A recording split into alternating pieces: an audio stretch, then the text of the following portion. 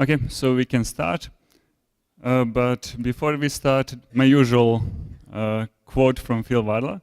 You should all read it, memorize it, and live by it.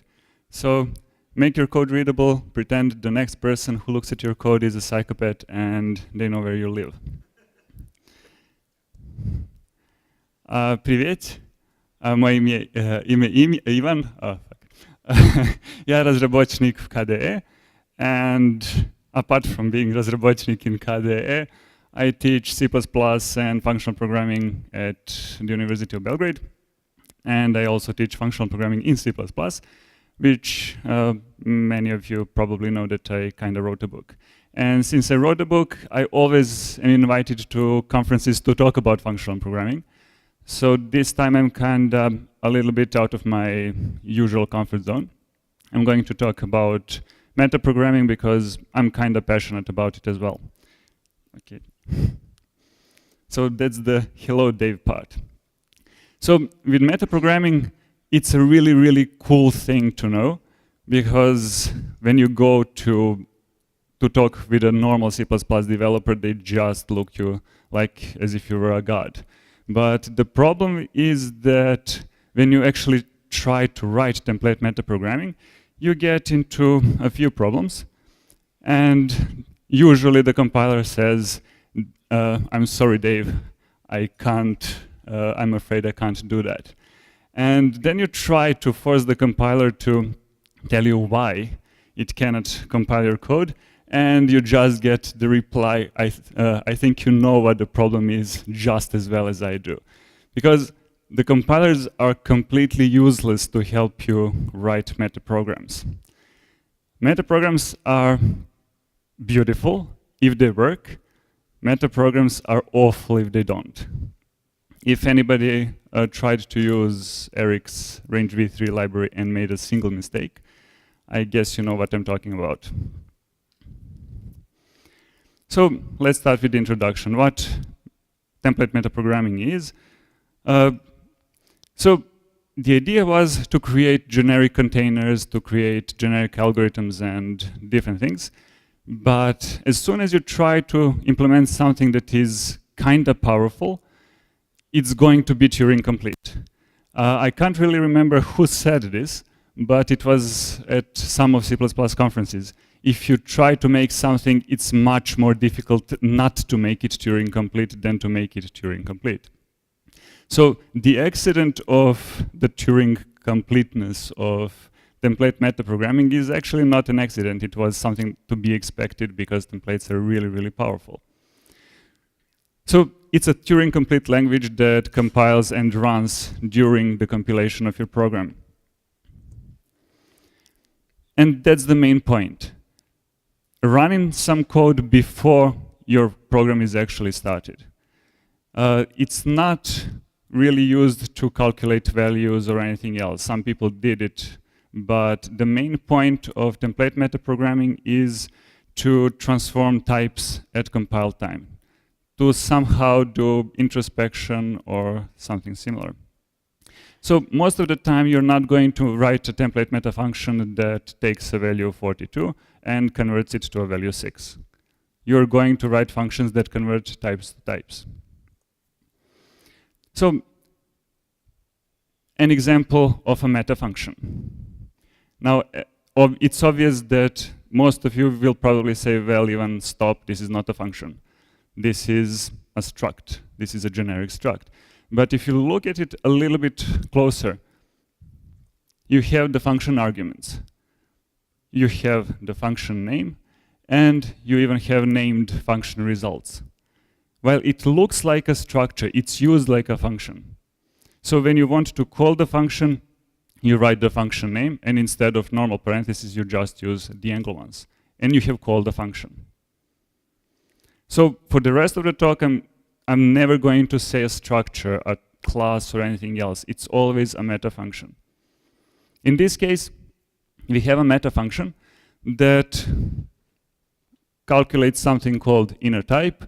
It gets type T1 and extracts a value type from it.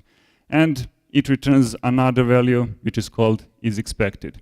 If the T1 is the same as what we said, if the value type is the same as what we specified t2 to be, it will return true. Now, unlike normal C++ functions, here we have a function that is able to return multiple named values, which is really cool. Yeah. I think my hand is much more visible on the recording than the red dot. So we have a function call, and in the case of the above function, since it returns multiple values, we can access those values after the function call, almost like in normal C++. Apart from the general syntax, we also have a terse syntax for meta functions, which we don't have for lambdas, for example. So the terse syntax, if you don't want to do anything complicated, you don't want to return multiple values as the result of a meta function, you can just say template type name t using and on the right-hand side the body of the function. And in the same way as before, we have the function argument, function name, function result, and the function call.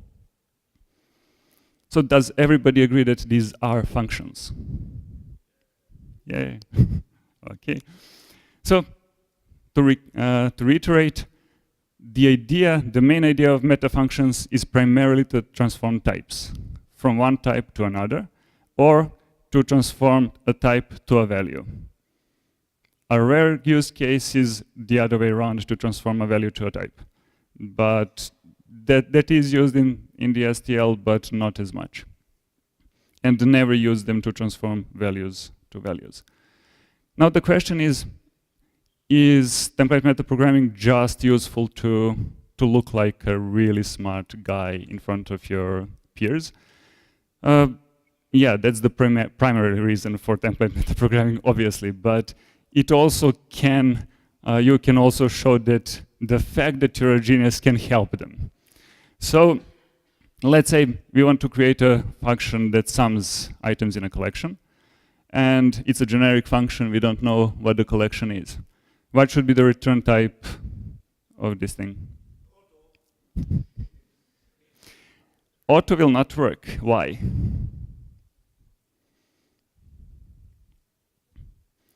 Auto is not going to work in this case.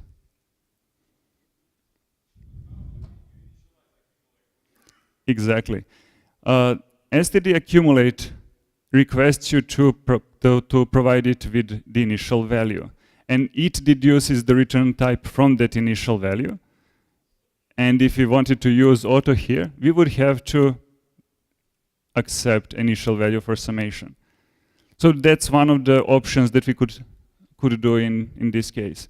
Just not to accept only a collection, but also the initial value. The second option would be to just add another generic parameter in front of C, so that the user can explicitly say, okay, I want to sum ints and then pass a collection. But again, that would be a little bit ugly. Sorry? Yeah, we are coming to that. So we can do something a little bit more smart. So every collection in STL, in Boost, and in Qt, and in all self-respecting libraries define a nested type definition that's called value type. And the value of the value type will be the type of the item that is stored in the collection. So our previous function, meta function that we've created, is the function that actually exactly does get a collection and return the value type from inside. So we could do something like this. We can say type name C, it will be deduced from the argument, and then we can say the return type val is going to be inner type of C. Now, a really neat thing about this slide is that metaprogramming and meta functions are completely separate from the normal code. So everything that is above the function name is the metaprogramming part. Everything below is the normal runtime part. Later on that. Although in this case, I wouldn't really, it would kind of ruin the idea of separation. So the previous example will work for any normal collection, but just imagine you have a collection that doesn't support a value type. What should you do in that case? So, I haven't heard.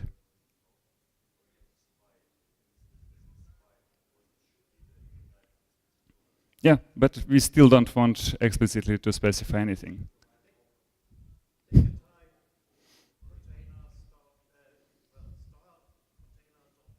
Yeah, so one of the possibilities, if people who implemented that class weren't really paying attention, so they skipped the nested type, they still probably made iterators for it. So we could just use the iterator and say, decal type, what should I get if I dereference the iterator? And it will return us a type. Now the question is whether this function works the same as the previous one for normal collections. Okay, I have one no. Who is else going to say no? Okay, who is going to say yes? That was brave, Jonathan. Okay, so what's the difference? Yeah, reference. So whenever you write a template meta function and you're not sure whether it returns the correct type that you want, there is a little trick. You can create, let's say, a meta function that does nothing. It's not implemented. In this case, it's called print types. And when you try to call this meta function and try to compile the code, you'll get error output. And in the error output, you'll have all the types printed. So in this case, where I call it on inner type of vector of bools and vector of ints, what do you expect to be the types of these two?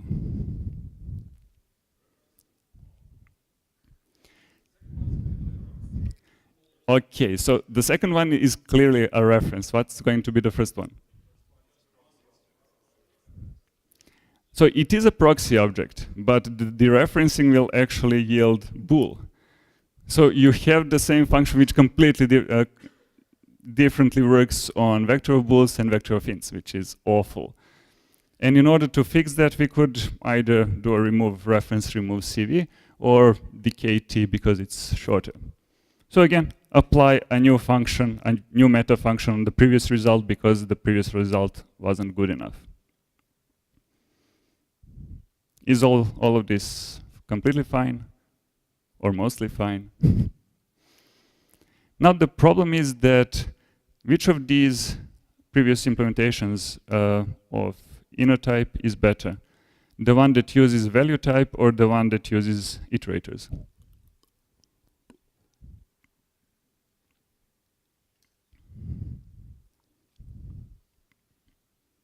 Yeah, exactly.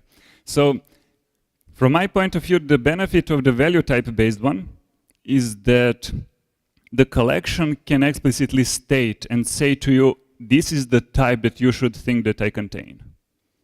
While the iterators might return some expression templates that get calculated into that value, the point is if the collection knows what you should get from it, you should trust it.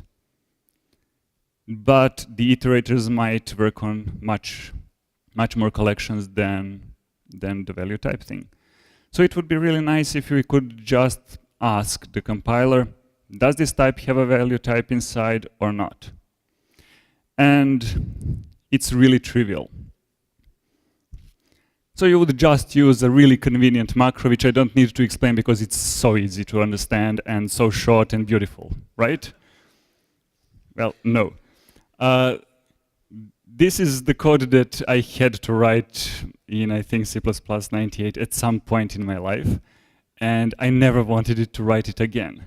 And most people go to Stack Overflow and copy it from over there because they're much more sane than I am.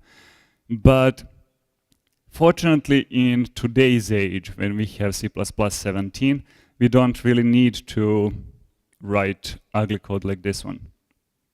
C++17 introduced a strange looking and strangely named function called voidt. Now, if you think that the name is strange, the thing that function does is even stranger. You give it an int, it gives you a void. You give it a double, it gives you a void. You give it an int double string, it gives you a void. You give it int double double double int string, it gives you a void. So you get a pattern. Whatever you give the function, it returns a void. So it's kind of useless, right? The point of the function is not in the result. The point is whether the result exists or not. Just imagine having a normal function which always returns 42, but it's sometimes called to determinate. It's a useful function, right? And in the same case, in the similar situation, we have voidt. The idea is voidt is going to be used in the SVNA context, and when you have multiple overloads of the same whatever, if some void argument that you pass to voidt is not a proper type, so the type cannot be deduced, the whole voidt just goes away and the overload goes away. So voidt is, in a sense, the std terminate for a particular overload. You're just calling all the invalid overloads to for the last one to remain. And obviously, if you have multiple overloads that are all valid, which one will be used? The first or the best? The best overload. We were taught that yesterday by Andre. So let's see an example. We want to implement our meta function that checks whether type has a value type inside or not. The default case doesn't have any constraints, so we just have voidt of nothing. We don't want to put any constraints on the base case. The base case will say, okay, it doesn't have a value type inside, so it's false type. False type is the equivalent of the false constant in the type world. And in the case where we do have value type, the second one will be correctly defined, so it will return true type. And let's say we call it with int. If we call it with int, it will try, okay, is the first one valid? The first one is valid. Is the second one valid? Is there something that's called int : value type? There isn't. So the whole overload, the second one, goes away. So we are left with the first one, which returns false. If we have a vector, and we pass it a vector of ints, it will check, is the first one okay? Yes, it is. Is the second one okay? Is there something called std vector int value type? Yes, there is. So both of them will be plausible to be used, and the best one will win, which is the second one, as a more specialized version. So we've just created a has value type meta function. Now we could use it in IfContExper. For example, if we wanted to provide different implementations depending on whether a collection has a value type or not, we could use IfContExper has value type of t, and obviously if this is true at the constant time, the thing that will be compiled as the sum function is the, let's say, then branch, and if this was false, the only thing that will end up in the sum function is the else branch. That's cool. A cool thing about IfContExper, it doesn't actually generate any jumps at runtime. It just ignores the branch that shouldn't be compiled. Now, our point wasn't really to create different implementations of the sum function for, depending on this case. We wanted to deduce what's the return type of it. You remember that, right? And now we come to a third syntax for defining meta functions, which will use constexper. We are going to create a helper function that looks completely normal, like a normal generic function.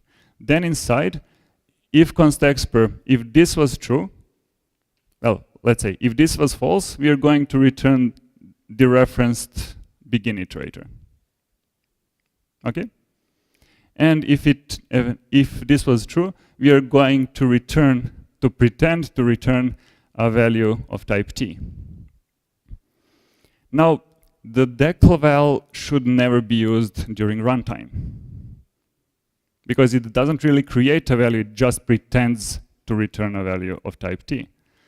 At the same time, dereferencing begin could be really problematic at runtime if the collection was empty. But the good thing about this function is that it's not going to be used at runtime, even if it does look like a normal function. Instead, we're just going to create a meta function that abuses the fact that we used the auto return type deduction. And the meta function will just say decl type of whatever this function returns. And this is the, let's say, preferred syntax or way of writing meta functions in, I think, Boost HANA. The idea is that you can write normal functions, but use only the types, not actual return values. So in this case, we could, if we define it like this, we would get inner type of std vector bool int and for a C-like array to be bool int and int, which is exactly what we want to have. The only problem with this approach is that it requires a little of boilerplate. We have a helper function and we have then the decl type to get the return type of that function. Boost HANA loves to use lambdas instead of this, but until we get lambdas that can be type name t, which will be in, I guess, in C++20, it will be a little bit tedious to write the has value type of t in a normal lambda. So here it's quite helpful to have it as a separate function so that we can reference the type t directly. We also can pass multiple types to voidt. And again, if any of those fails, then the whole overload is removed. In this case, we wanted to check whether something is an iterable collection, which means that it should have std_begin iterator. So std_begin should return something that is dereferenceable, and std_end just needs to exist. Why doesn't std_end need to be dereferenceable? They can be different types in C++20, yeah. At least for ranges, the end can be a sentinel type instead of an iterator. Now, this also could have the prerequisites that the iterators can be incremented, copied, and everything else, but it would not really fit the slide. The idea is that you can write a lot of these, and only if all of them are satisfied, your function will, the easy iterable will return true. Now there is something that you might noticed similar between is iterable and the thing that we've implemented a couple of slides before. So for all the detectors, we had two cases. One case that returns true and one case that returns false, the other way around. So one case that returns false, one case that returns true.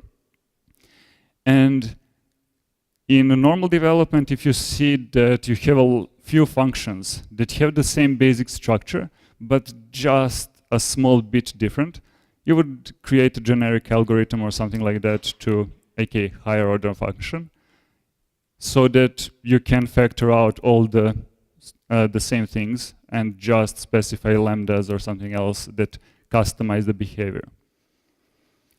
And now we are going to see a higher order function, meta function, which is so cool. And that higher order meta function is called, with big letters, Detector. It's not something that will be available in the standard library to be used directly, but all the standard libraries are going to have some kind of implementation of the detector. So it's just exposition only. But if you look at our previous two examples and the detector class, they're kind of the same thing.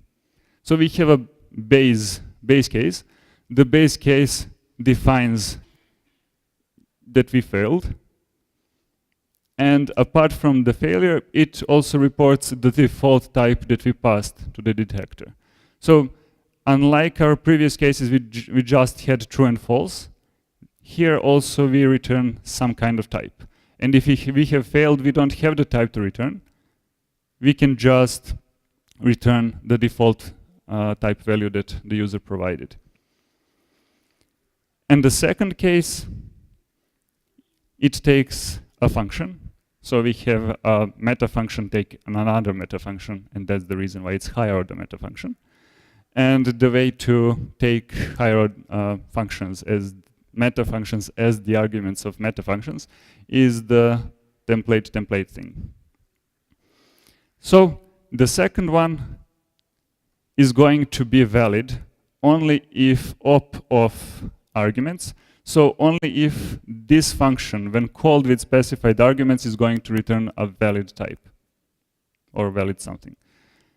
In that case, we're going to return true type, and we're going to save the result of op args into the type, nested type.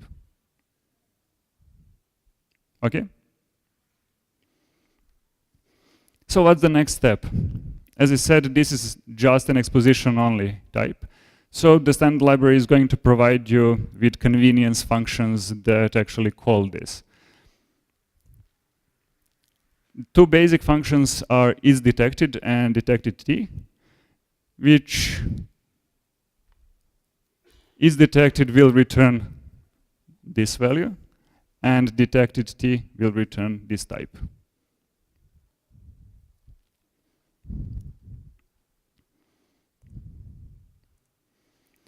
So for example, if you wanted to check whether something has a stud begin for it, we can create, let's say, a checker that's called freeBegin or non-member begin if you prefer. And what does it look like? You say decal type, stud begin of stud declavel of t. And then if you want to check whether some class satisfies this condition, you can just say isDetected v is freeBegin detected on the stud string. In this case, will it be true or false?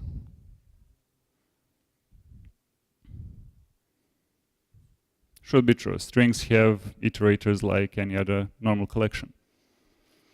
So the next one is isDetected v of free end. We want a collection that has both the beginning and the ending. Now the next may be a little problematic. We used to have the dereferencing operator on the begin iterator. How can we add it here?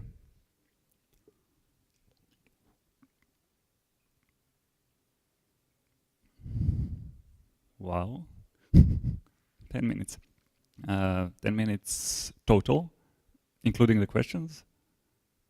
Okay, no, so not total.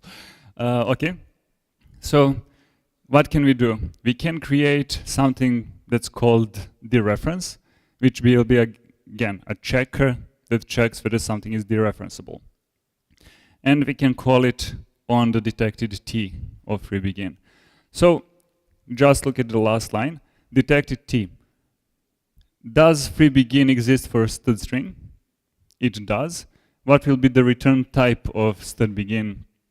It will be iterator for a string. Okay?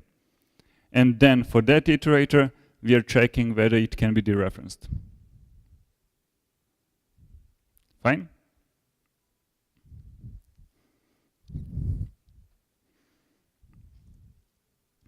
And we can make it even more verbose, well, complete.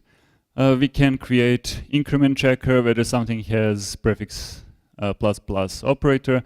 We can create whether something is copy assignable simply by saying, okay, declavel, we have a reference to t. Can we assign a const tref or t const ref to this guy? And if we can, obviously something is copy assignable. we can also create move assignable, we can create copy constructible, move constructible, and whatever you want. And something is an input iterator if it has all of these things and a few more. So you could just create something that looks like a concept, and you can say is input iterator kind of like a concept, which checks for any of your classes whether the iterator is the input iterator. Now the question is, what do we need to check in order to check whether something is an input range?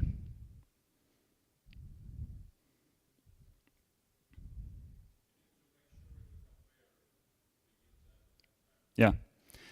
So one of compared to well, checker that is true if two types are comparable, and in this case, the declavel of t equals declavel of u. And because usually if you want to implement equals, you're going to implement not equals as well. So this could be quite useful to have in the same checker. And then we need to be able to get the type of the begin iterator and the end iterator or sentinel. And just like in the previous case, is detected v if equality comparable, well, equality compare is detected on this type and this type, it will be true. In this case, what is this type? The begin iterator. What is this type? The end sentinel. They can be the same type. They don't need to be the same type. This is going to work. And we are checking that the begin iterator is an iterator.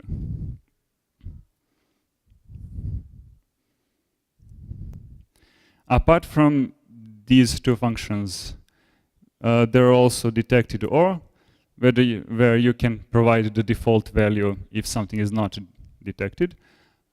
Is detected exact if you want to check that the return type is the same as what you expect it to have, and is detected convertible if the types are convertible between each other.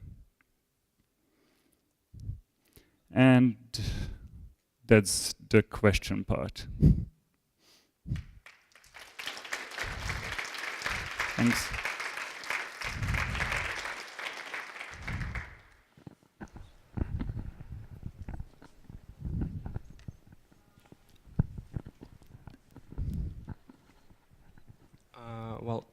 Isn't the detection idiom is now obsolete by the concepts and requires expression?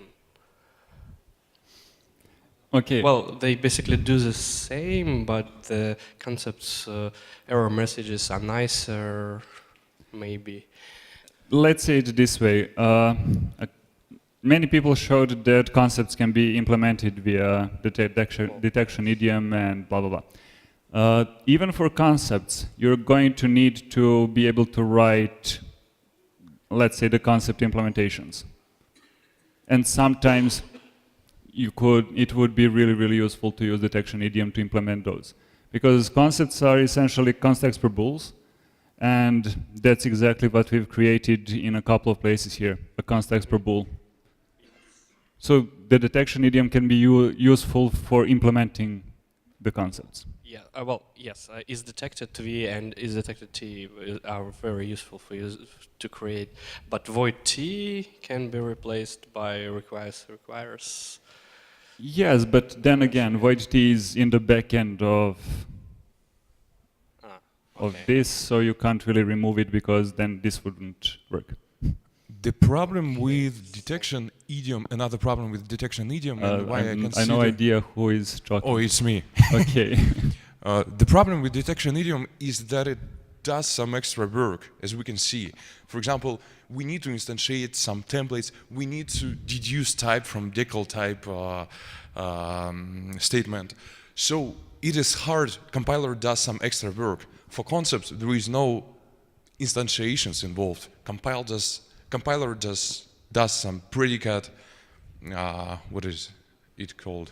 Well, just checks the if a specific type corresponds to this constraint or not. So I think that concepts in this case are way better thing to use. Well, just my opinion, but it is not obsolete. I mean, the detection idiom is not obsolete now just for the reason because we don't yet have concepts in the standard. It is not 2020. So one point, so the good point is that if something is in the compiler, so in the core language, it will be most likely much more performant than something that is in a library, which is obviously completely true. And that's the reason why I would love to see std-bind as a core language feature instead of a hack in the library, and a lot of different things. In this case, we'll just have to see how compilers implement the concepts. Because again, concepts will rely on the standard library a lot. The concept definitions are in the standard library, so depending on the implementation in the standard library, whether it will use decal types, decal vowels, and everything else, it can ruin the performance of concepts when they arrive. Thank you. Okay, here. So, well, adding more fuel to the discussion, I can say that the detector idiom not only detects something and provides a ConTextExper bool, but it also actually show you the type which you can reuse later, which is very handy in many cases, as we see. And the small question that I have, the stat string should be just R on this slide, right? It's can you again repeat? on this slide, stat string is misplaced. It should be R, I believe. Otherwise, it doesn't make any sense. Where? Is input yeah, of course. Okay, thanks. Thanks. Okay, I'll change it before I send it to Sergey. And I'm going to hide it. It said already R and not stud string. I don't know what are you talking about.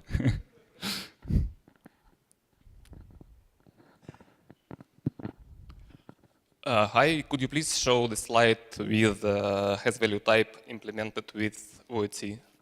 Do you remember the number? No, I don't. Okay, just say when.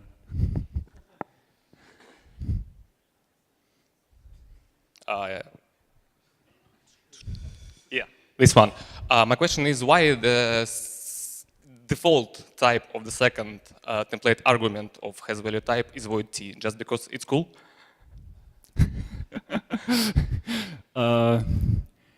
Yeah, it can be just a normal void. Okay. It doesn't need to be voidt. The reason why I like it to be voidt is that it kind of communicates no restrictions, has restrictions. Okay, thank you. Because in the detector idiom, it's actually, there is the type name void, which the helper functions which use the detector idiom always provide a normal void to. So if you've seen the isDetected definition, and for detected T, this is always void. In the same way, it could have just said void T of nothing. But in this case, it's maybe not as, let's say, communicative like with this guy.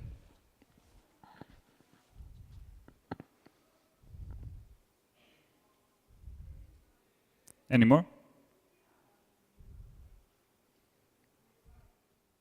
If not, then thank you for being a great audience.